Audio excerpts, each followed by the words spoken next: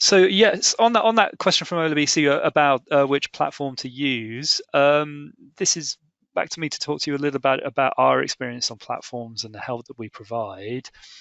There's lots to choose from. I suspect that many of you will have got more familiar with them in the past few months, and there's some familiar names out there for you.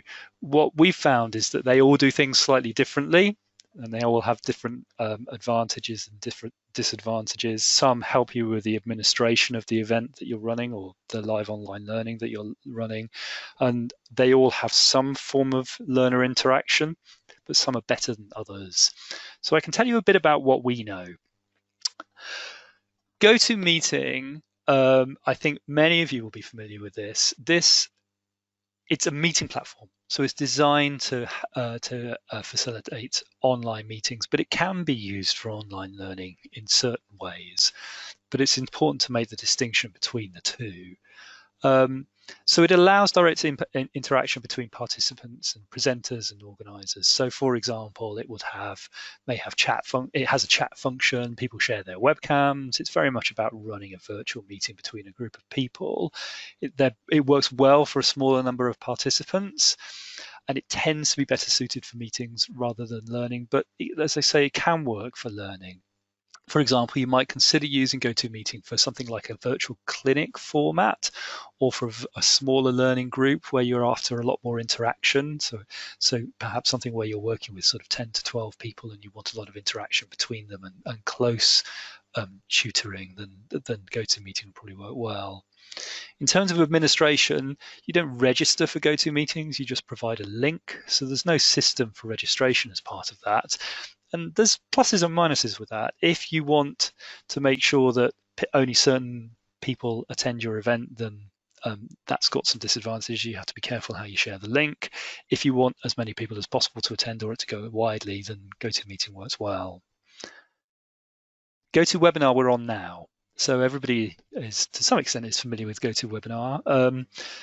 There's less interaction between participants and limited interaction with presenters, as Dario's touched on. So GoToWebinar is much more focused on being a virtual lecture type platform, although we do try hard to make our webinars more interactive. But the platform itself is designed for attendees to come and to hear presentations and to ask questions. There's some interaction, some tools for interaction. We've run some polls today.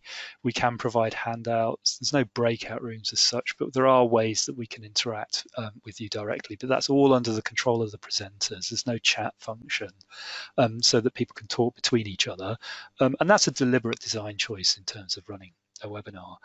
What it does do extremely well is handle some of the administration. So that's registration. It tracks everybody who attends. It provides analytics. It does all of that once it's set up. It does all of that automatically. So if you're running a webinar program like we run Cochrane Learning Live, it's extremely useful because it helps with all of that administration. It also accommodates larger numbers of participants. So we've run webinars, anything from 20 to 200 plus people, and GoToWebinar is really solid. It handles smaller, larger webinars exactly the same. Our experience of it has been very good from that perspective. Zoom's become the new kid on the block to some extent, and we've started experimenting with it ourselves. Where we've been impressed is its versatility.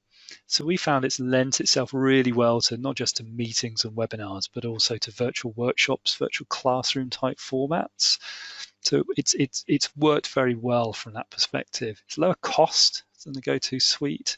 It does have a rather perfunctory sign-up system that's available, but it's not automated like GoToWebinar is. You have to do some of that administration yourself, so it helps you. But if you're using Zoom to organize your webinars, you'll find that you have to do some manual administration as part of that. Where we found Zoom really shined for us was in organizing recent virtual workshops. So it has chat discussions, it has polls, but breakout rooms in particular work extremely well.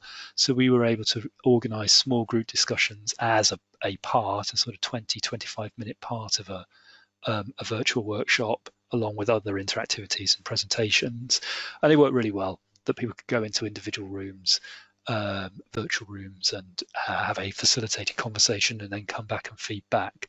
So Zoom handled that very well, and it's as close as we can get to, or as close as we've got ourselves to running workshops as you might find at a face-to-face event.